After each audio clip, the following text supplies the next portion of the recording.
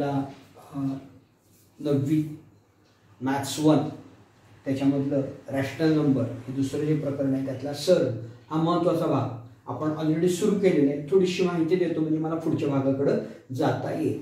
सर्डची definition पाहण्याच्या अगोदर आपल्याला काही गोष्टी पाहायच्या आहेत. मी ऑलरेडी त्या फळ्यावर लिहिलेल्या आहेत त्याचा विचार करूया. √5 इज अ रॅशनल नंबर. हे आपल्याला माहिती आहे की 5 काय रॅशनल नंबर आहे. It can be written in the form p divided by q which is equal to समजा 5 आपण p घेतला तर 5 divided by 1 is not equal to 0. So any number written in the form p divided by q where p and q are real number and q is not equal to 0 is called as a rational number. So 5 is a rational number. On the contrary, under root 5 is not a rational number. हा rational आहे परंतु हा rational नाही म्हणजेच irrational number आहे. आता under route 5 काय तर या फॉर्मॅट मध्ये तो आपल्याला लिहिता येत नाही म्हणून तो irrational म्हणजेच नॉट रॅशनल नंबर आहे. या दोन गोष्टींना आपण काय लिहिलं square root or cube root of any number is either rational or irrational. एखाद्या संख्येचं वर्गमूळ काढलं किंवा घनमूळ काढलं square root or cube root of any number is either rational or irrational number. एखाद्या वेळेस ते रॅशनल असू शकतं किंवा इरॅशनल असू शकतं. आणि याच्यावरून similarly nth root of any number is either rational number और irrational. nth root of any number कोणत्याही संख्येचं nth रूट घेतलं तर ते आयदर रॅशनल येणार किंवा इरॅशनल येणार. आता या तीन गोष्टीवरून आपल्याला सर्डची डेफिनेशन करायची. If small a is a positive rational number. आता रॅशनल वगैरे तुम्हाला माहित झालं. And nth root of x is a. काय म्हणतोय बघा me if a is a positive rational number. अतिशय महत्त्वाचा शब्द आहे. a is a positive rational number. Rational number आहे पण तो पॉझिटिव्ह आहे. And nth root of x is a. nth root of x is a. And if x is an irrational number. आता इथे रॅशनलचा काही संबंध नाहीये. If x is an irrational number then x is called surd. त्यावेळेला x ला surd असं म्हटलं. x या संख्येला सर्ड असं म्हटलं जातं. थोडक्यात surd is an irrational root. आपल्याला अगदी छोट्या याच्यामध्ये सांगायचं म्हटलं स्मॉल याच्यामध्ये तर surd is an irrational root. या पद्धतीने त्याची व्याख्या आपल्याला करता येते. त्यानंतर सर्ड लिहिल्यानंतर तो nth रूट ऑफ a असं लिहिलं जातो. याला काय काय नाव आहेत. n ला ऑर्डर ऑफ सर्ड असं म्हणतात. a ला रॅडिकंड असं म्हणतात. आणि हे जे साइन आहे this sign is called as radical sign. या तीन गोष्टी परीक्षेच्या दृष्टीने मला महत्त्वाच्या वाटतात. n order of surd, a radicand and this sign is called as a radical sign. आता एक्झाम्पल ऑफ सर्ड. एखादी संख्या सर्ड आहे आणि नाही हे केव्हा म्हणायचं. दोन उदाहरणे या ठिकाणी मी घेतली. Let a is equal to 7 म्हणजे ऍक्च्युअली ही जी संख्या ही कशी a is equal to 7 and n is equal to 3 या पद्धतीची संख्या आहे. आता या पद्धतीत असल्यामुळे 3 square radicand sign 7 is a surd. Why it is surd. So because this is an irrational number. आता रॅशनल आणि इरॅशनल नंबरची माहिती सांगितल्यामुळे हा इरॅशनल नंबर आहे आणि म्हणून हा सर्ड आहे. इथं आपण पाहिलेलं आहे surd is an irrational root अशा पद्धतीने. आता इथं काय आहे 7 एकतर प्राईम नंबर आहे त्याच्यानंतर आपल्याला त्याची फोड करता येत नाही आहे आणि त्याचं असणारा क्यूब रूट या सगळ्यांचा विचार केला. बघा आपण व्याख्येप्रमाणे गेलो. a is a positive rational number. a is equal to 7 is a positive rational number. nth root of x nth root of x बघा nth root of x is a 7 is a surd. So x is an irrational number then x is called as a surd. त्यामुळे हा surd आहे. So radicand sign under radicand sign 7 cube root is an irrational number. Next दुसरे एक उदाहरण घेऊया. a is equal to 27 and n is equal to 3 म्हणजे या format मध्ये लिहायचं असेल तर तो नंबर काय होईल या ठिकाणी a 27 and n is equal to 3 is not a surd. Why it is not surd त्याचा विचार आपण करूया की हा सर्ड का नाहीये. तर आता ऍक्च्युअली हे या ठिकाणी मी या पद्धतीने लिहितोय 27 आणि त्याचा तिसरं मूळ किंवा ऑर्डर 3. आता हे 27 लिहिताना मला माहित आहे 3 त्रिक 9 त्रिक 27 which is equal to इथं 3 raised to 3 आणि इथं 3 आहेत इथं पण 3 आहेत सेम आहे. कॅन्सल होतात आणि या ठिकाणी येताना रॅडिकंड साइनच्या बाहेर 3 येतात. रॅडिकंड साइन त्या ठिकाणी जातं. 3 it is a rational number. 3 it is a rational number because which can be expressed as p divided by q, 3 divided by 1, and so as 3 is a rational number, it is not a surd. As radical साइनच्या खाली 7 cube root is irrational number आहे म्हणून surd आहे, पण या ठिकाणी 3 हा rational number आहे म्हणून सर्ड नाही. म्हणजे एखादी संख्या सर्ड आहे का नाही हे ओळखायचं असेल तर ही दोन उदाहरणं या ठिकाणी पुरेशी आहेत. इरॅशनल नंबर येणं अत्यंत गरजेचं आहे सर्ड होण्यासाठी. रॅशनल नंबर जर आला तर त्या ठिकाणी सर्ड होऊ शकत नाही. एवढ्या सगळ्या याच्यावरून आपल्याला या गोष्टीचे लक्षात यायला पाहिजे की रॅशनल नंबर कशाला म्हणायचं, इरॅशनल नंबर कशाला म्हणायचं, आणि त्याच्यावरून सर्डची डेफिनेशन, सर्डच्या डेफिनेशन मध्ये ऑर्डर ऑफ सर्ड, रॅडिकंड साइन आणि रॅडिकंड म्हणजे काय आणि एक्झाम्पल्स ऑफ सर्ड या गोष्टी आपल्याला परीक्षेच्या दृष्टीने महत्त्वाच्या वाटतात. अजून काही एक्झाम्पल्स ऑफ सर्ड्स, मग अशी दोन पहिली अजून दोन. Fourth root of 8 is a surd or not. Here a is equal to 8 and n is equal to 4, but fourth root of 8 is not a rational number, that is irrational number, that is irrational. Not rational म्हणजे तो irrational. So fourth root of 8 is surd. कारण irrational number route आलं की तो surd होतो. कारण इथं आपण जर पाहिलं a ची किंमत 8 आहे, n ची किंमत 4 आहे. Fourth root of 8, fourth root 8 चं जेव्हा आपण फोर्थ रूट काढू त्यावेळेला ते रूट या ठिकाणी रॅशनल नंबर येत नाही, म्हणजेच ते इरॅशनल नंबर आलं. आणि इरॅशनल नंबर आलं की fourth root of 8 is a surd आपल्याला म्हणता येईल. अजून एक उदाहरण घेतलेलं आहे. Cube root of 8 is a surd or not. Here a is equal to 8 and n is equal to 3. Order is 3. आपल्याला माहिती आहे 8 आपण असं लिहू शकतो या ठिकाणी हे क्यूब रूट 2 गुणिले 2 गुणिले 2 2 दुनी 4 दुनी 8 म्हणजेच क्यूब रूट ऑफ 2⁻³ या पद्धतीने लिहू शकतो. So p is equal to cube root of 8 by cubing both side. p किंवा p⁻³ is equal to 8. p⁻³ means 2⁻³ 2 दुनी 4 दुनी 8 आणि so 2 is the cube root of 8 as 2 is the rational number. इथे आपण पाहिलेलं होतं fourth root of 8 is not rational number but cube root of 8 is 2 which is a rational number and so rational आलं की surd नाही. so cube root of 8 is not a surd. म्हणजे surd आहे आणि नाही असे कंपॅरिझन आपल्याला या ठिकाणी करता येतं. आणि यातनं आपण लक्षात घ्यायचं की एखादी संख्या, दिलेली संख्या सर्ड आहे तर काय आवश्यक आहे, सर्ड नाही तर काय आवश्यक आहे हे या ठिकाणी पहा. Here in this year we study surd of order 2 only. Order 2 only means √3, √7, √42.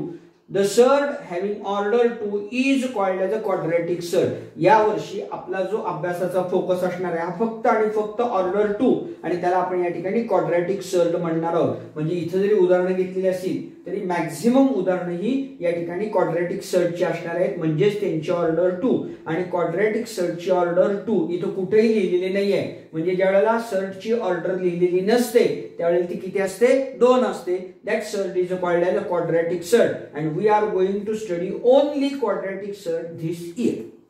Simplest form of the surd कशाला म्हणायचं, सिम्पलेस्ट फॉर्म सर्ड आहे पण त्यातला सिम्पलेस्ट फॉर्म कसा करायचा आहे उदाहरण मी घेतले. √48 16 × 3 16 × 48 अंडर रूट. आता हे मी 16 कसं लिहू शकतो, 4 चा वर्ग गुणिले 3. आता मी वेगळे केले, सेपरेट केले. 4 चा वर्ग रॅडिकल साइन किंवा स्क्वेअर रूट म्हणा, काय म्हणायचं ते म्हणा, इंटू स्क्वेअर रूट ऑफ 3. आता 4 चा वर्ग ऑर्डर 2 हे एकमेकांना कॅन्सल झाले, 4 बाहेर आले square root. So it is the simplest form. म्हणजे दिलेला सर्ड आपल्याला असा आहे, कॉम्प्लेक्स आहे आणि त्याचं सिम्पलेस्ट फॉर्म मध्ये रूपांतर काय झालं 4. त्याच्यामुळे त्याची किंमत बदलली का, अजिबात नाही. कारण जेव्हा 4 आत जातील, आता आत जाताना 4 कसे जाणार, 4 चा वर्ग म्हणून जाणार आणि 4 चा वर्ग म्हणजे 16 गेले, 16 त्रिक 48. म्हणजे याची किंमत आणि ही किंमत याच्यामध्ये काहीही फरक नाही, फक्त हा कॉम्प्लेक्स फॉर्म झाला आणि हा सिम्पलेस्ट फॉर्म झाला की याच्यामध्ये आपल्याला जे काही बाहेर काढता येईल त्यातनं नंबर तो आपण काढलेला. So it is called as simplest form. Why it is called as simplest form. आता √3 नंतर आपल्याला काही त्याचं या ठिकाणी कमी करता येत नाही. म्हणजेच पुस्तकानुसार या ठिकाणी जर आपण पाहिलं तर या ठिकाणी आपल्याला सांगता येते की which cannot be simplified further.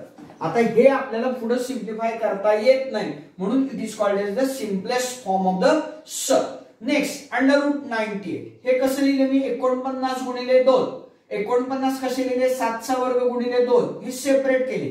7चा वर्ग रॅडिकल साइनच्या खाली 2 √2 रॅडिकल साइनच्या खाली 7चा वर्ग आणि इथं ऑर्डर 2 एकमेकांना कॅन्सल झाले. 7 into square root of 2 which cannot be simplified further so it is called as the simplest form of the sir. आता इथं 7 आज जाताना 7चा वर्ग म्हणून जाणार आणि 7चा वर्ग म्हणजे 49 गुणिले 2 परत 98 आलं म्हणजे इथं ही किंमत आणि ही किंमत याच्यामध्ये काहीही फरक पडत नाही. So it is the simplest form of the square root of 98. It is the simplest form of the square root of 48. या पद्धतीने सिम्पलेस्ट फॉर्म या ठिकाणी आपल्याला मिळवता येतो. So √2, √3, √5 are the simplest form of the set. उदाहरण या ठिकाणी दिलेले इथे आपण पहिला √3 आलेला आहे, √5 आलेला आहे म्हणजे हे सिम्पलेस्ट फॉर्म या ठिकाणी. याच्या पुढे काही संख्या येऊ द्या, कोणताही नंबर येऊ द्या, काही फरक पडत नाहीये पण हे सिम्पलेस्ट फॉर्म म्हणून ओळखले जातात. When two sets are said to be similar or the like sets, when two sets are said to be similar or like set, example घेतले square root of 2 -3 into square root of 2 4/5 into square root of 2. इथं घेताना positive घेतलेले आहे, इथं negative number घेतलेले आहे आणि इथं या ठिकाणी फ्रॅक्शन घेतलेले. या तीन मध्ये काय सारखं आहे? 2 or more sets म्हणजे दोनच नाही का, 2 किंवा 2 पेक्षा 2 or more sets are said to be similar or like sets. 2 or more sets are said to be similar or like sets if their order. आता इथं पाहिलं तर 2 आहे, इथेही 2 आहे, इथेही 2 आहे. आपण 2 ऑर्डर लिहित नाही म्हणजे सगळ्यांची ऑर्डर सारखी. And radicals are equal. इथं पाहिलं तर साइन मध्ये 2 आहे, इथं पाहिलं तर साइन मध्ये 2 आहे, इथं पाहिलं तर साइन मध्ये 2 आहे. म्हणजे जर या ठिकाणी if their order and their radicants are equal then we can say that given sets are similar or like set. Next आपल्याला काय पाहिजे? असे काही सेट आहेत की जे तुम्हाला दिसताना या ठिकाणी सिमिलर दिसत नाही. After some calculation we can convert this set or we can say that these two sets are similar set. असे एक उदाहरण पाहूया म्हणजे तुम्हाला या ठिकाणी लक्षात येईल की सिमिलर सेट या पद्धतीने सुद्धा असतात आणि काही सेट आपण ट्रान्सफर करून ते सिमिलर दाखवू शकतो. आता मी सांगितलं आता इथं बघा ऑर्डर सारखी आहे सेटची परंतु रॅडिकल वेगवेगळे तरी पण हे सेट सिमिलर आहेत असं म्हणतोय. कशासाठी म्हणतोय तर त्याचं या ठिकाणी आपण पडताळा घेऊ. √45 आणि √18 are said to be similar set. We have to prove it. √45 and √80 are the sets of order 2. So their order is equal. Order is equal. But काय आहे? Radicals are different. They are not same. And so we cannot say at this moment these two sets are like or similar set. But after calculation √45 which is equal to 9 गुणिले 5 9 5 45 3 चा वर्ग गुणिले 5 3 चा वर्ग गुणिले square root of 5 which is equal to 3√5. 3 आत गेल्यानंतर 9 झाले 9 5 45. Next 80 16 into 5 16 85 16 4 square into 5 separate करूया 4 square into square root of 5 4 square that is 4 square root of 5. आता इथं जर पाहिलं तर या ठिकाणी square root of 45 आणि square root of 80 याचं ट्रान्सफॉर्मेशन कशामध्ये झालेलं आहे 3√5 आणि 4√5. आता आपल्या सिमिलर और लाइक सेटचे डेफिनेशन ऑर्डर 2 आहे दोघांची. पहिली कंडिशन फुलफिल झाली. नंतर रॅडिकल मधली संख्या 5 आहे 30 पण कंडिशन फुलफिल झाली. दोन्ही कंडिशन फुलफिल झाल्या. सो √45 and √80 are similar or likes या पद्धतीने हे गणित आपल्याला हे प्रत्यक्षात दिसत नाही आहे, परंतु आपल्याला हे सिमिलर आणि लाईक सर्ड हे या पद्धतीने सिद्ध करता येतं आफ्टर सम कॅल्क्युलेशन. तर अशा पद्धतीने या ठिकाणी आपण सिमिलर सर्ड दाखवू शकतो. In the simplest form of the surd, if the order of surd and the radicand are equal, then the surds are similar or like surd. हे सुद्धा महत्त्वाचं. In the simplest form of the surd, if order of the surd and radicand are equal, then the surds are said to be similar or like surd. याच्यानंतर आता आतापर्यंत आपण काय काय पाहिलेले आहे, सर्डची डेफिनेशन, पहिल्यांदा रॅशनल नंबर, इरॅशनल नंबर, सर्डची डेफिनेशन, त्याचे एक्झाम्पल, सिम्पलेस्ट फॉर्म, सिमिलर और लाईक सर्ड, आणि आता दोन सर्ड मधलं कंपॅरिझन या ठिकाणी आपल्याला पाहायचं आहे. ते कंपॅरिझन कसं करायचंय त्याचा विचार या ठिकाणी आपण करू. अतिशय महत्त्वाचा भाग, comparison of any two surds, two or more surd. Let small a and b are two positive real number.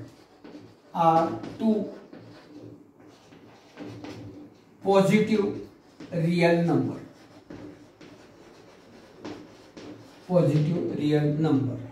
If a is less than b, if a is less than b, then property आपण काल पाहिलेली आहे. a into a into B, एकाच संख्येने दोन्ही संख्यांना गुणलेला आहे.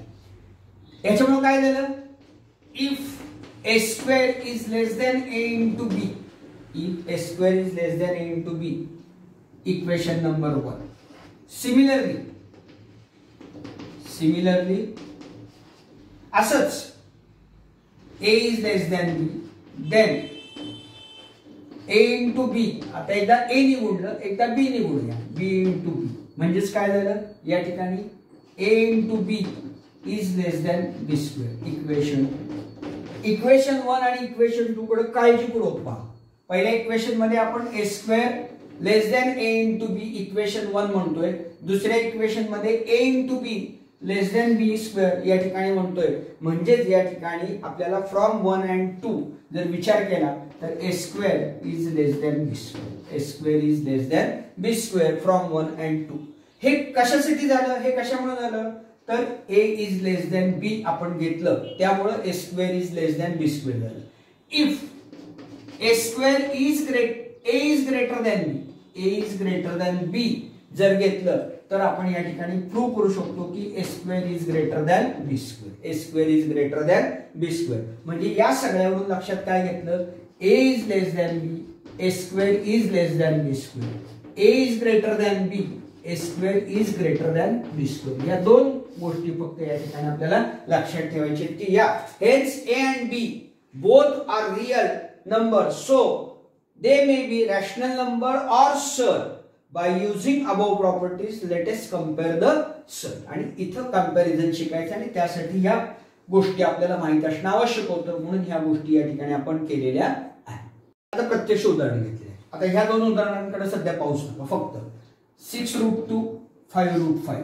आता 6√2 5√5 या दोन सर्ड मधलं कंपॅरिझन आपल्याला करायचं. आता 6ला मी या स्वरूपात आणतो स्क्वेअर रूटच्या, म्हणजे 36 द्यावे लागेल, कारण 36 चं वर्गमूळ 6 म्हणून 36 दिलं. त्याच पद्धतीने 25 चं वर्गमूळ 5 म्हणून 25. कारण काय झालं, इथे ऑर्डर 2 आहे, इथे ऑर्डर 2 आहे, इथे ऑर्डर 2 आहे, इथे ऑर्डर, म्हणजे मला मल्टिप्लिकेशन करायला सोपं आहे. 36 2 72, 25 5 126. आता आपण नॉर्मल याच्यावरून पाहिलं तर 72 आणि 125 यामध्ये 125 मोठे आहेत, म्हणजे मॅग्निट्यूड जर आपण पाहिलं, म्हणजेच या ठिकाणी आपल्याला सांगता येते की square root of 72 is less than 125, is less than 120. पण आपल्याला 72 नको आहे आणि 125 पण नको आहे. मूळ सर्ड काय 6√2 विच इज लेस दॅन 5√5. या पद्धतीने या दोन कंपॅरिझन आपल्याला करता येतं. टेक्निक लक्षात ठेवायचे की इथं ज्या संख्या आहेत यांचं या ठिकाणी आपण स्क्वेअर रूट घेतलेलं आहे वर्गमुळामध्ये आणि त्यांचं मल्टिप्लिकेशन या ठिकाणी करत आलेलं आहे. मॅग्निट्यूड नुसार 72 लहान आहेत, 125 मोठे आहेत, म्हणून 125 ची मोठी झाली, पण 125 आपल्याला विचारलेलं नाही, त्याचं रूपांतर 5√5 म्हणून 6√2 लेस दॅन 5√5 या पद्धतीने त्याचं या ठिकाणी एक्सप्लेनेशन किंवा उत्तर देणं गरजेचं आहे. दुसरी 8√2 192. आता 8√2 192, 8 म्हणजे 64 चं वर्गमूळ 8 आहे, 64 square root of 64 into 3 192 keep as it is. या दोघांचा गुणाकार 4 त्रिक 12 6 त्रिक 18 19 192 square under root 192 under root 192. 192 हे 192 बरोबर असतात म्हणजे square root of 192 is equal to 192. पण आपल्याला प्रत्यक्षात 8 root 2 which is equal to 192 square root of 192. या पद्धतीने दोन सर्ड हे सारखे. इथं दुसरा सर्ड मोठा आहे, पहिला सर्ड लहान आहे. इथं दोन्ही सर्ड सारखे. तिसरं 7 रूट 2 5 रूट 3 7 रूट 2 5 रूट 2. 7 म्हणजे 49 गुणिले square root of 2 square root of 49 into square root of 2. 5 म्हणजे square root of 25 into 3. Multiplication केलं कारण या ठिकाणी ऑर्डर साठी 49 गुणिले 2 98 25 3 75 square root of 98 square root of 75. आपल्या नुसार नंबर लाईन नुसार 98 मोठे आहेत 75 पेक्षा म्हणजे स्क्वेअर रूट ऑफ 98 मोठा आहे स्क्वेअर रूट ऑफ 75 पेक्षा. पण स्क्वेअर रूट ऑफ 98 म्हणजे काय आहे 7 रूट 2 आणि स्क्वेअर रूट ऑफ 75 म्हणजे काय आहे 5 रूट 2. कारण या दोन संख्यांमधलं कंपॅरिझन आपल्याला सांगितले. So 7 root 2 is greater than 5 root 3 and that is the answer. पहिलं दुसरं आणि तिसरं गणित जर काळजीपूर्वक पाहिलं तर कंपॅरिझन मध्ये कुठलीही गडबड होता कामा नाही. शब्द काय बघ, रॅशनलायझेशन ऑफ सर्ड म्हणजे सर्ड मुळात इरॅशनल आहे, त्याला रॅशनल मध्ये रूपांतरित केले की त्याचं रॅशनलायझेशन झालं. For example under root 2 is an irrational number. When under root 2 is multiplied by under root 2 then under root 2 square which is equal to 2. आपण सुरुवात कुठल्या केली होती, रॅशनल नंबर पासून इरॅशनल नंबर पासून. आणि जर आपल्याला रॅशनल नंबर मिळत असेल तर त्याला रॅशनलायझेशन झालं असं या ठिकाणी म्हणतात. त्या सर्डचं रॅशनलायझेशन झालं असं म्हटलं जातं. If the product of two surd is result in a rational number and each surd is called as rationalising factor of each other. ज्या वेळेला दोन सर्डचं आपण प्रॉडक्ट घेतो आणि आपल्याला जर रॅशनल नंबर मिळत असेल तर त्या दोन सर्डना एकमेकांचे रॅशनलायझिंग फॅक्टर असं म्हटलं जातं. म्हणजे अंडर रूट 2 याचा रॅशनलायझिंग फॅक्टर आहे किंवा याचा जर विचार केला तर अंडर रूट 2 याचा रॅशनलायझिंग फॅक्टर आपल्याला सांगता येतो. तेच under root 2 is multiplied by under root 2 we get 2 into 2 that is 2 square which is equal to 2 and it is a rational number. So under root 2 is a rationalizing factor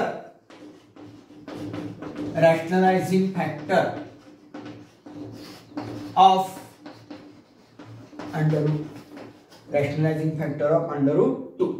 Example घेऊया, under root 2 into under root 8. एक example घेतलेले.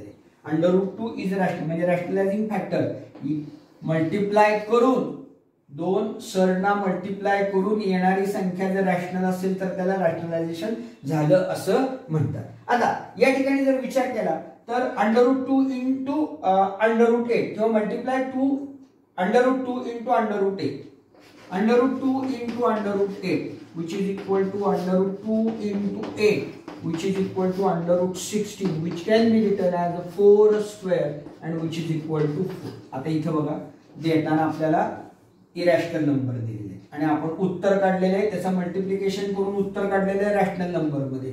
म्हणजेच या ठिकाणी आपल्याला सांगता येतं की under root 2 is a rationalising factor of under root 8 or under root 8 is a rationalizing factor of under root 2 because after multiplication, after the product of under root 2 into under root 8 we get 4 which is a rational number. तर अशा पद्धतीने या ठिकाणी आपल्याला एकमेकांचे हे rationalising factor आहेत. समजा अंडर रूट 2 दिलं तर अंडर रूट 2 त्याचा रॅशनलायझिंग फॅक्टर आहे. समजा अंडर रूट 2 दिलं तर अंडर रूट 8 त्याचा रॅशनलायझिंग फॅक्टर आहे. तर अशा पद्धतीने या ठिकाणी आपल्याला सांगता येतं की हे एकमेकांचे रॅशनलायझिंग फॅक्टर आहे. आता थोडंसं पुढे जाऊन जर विचार केला तर या ठिकाणी अंडर रूट 2 आणि अंडर रूट 8 यांचं मल्टिप्लिकेशन करायला आपल्याला सांगितलेलं आहे. आता हे मल्टिप्लिकेशन करत असताना या ठिकाणी आपण या पद्धतीने मल्टिप्लिकेशन करू शकतो. Under root 2 into 8 into under root 2 8 into under root 2 याचा अर्थ काय झाला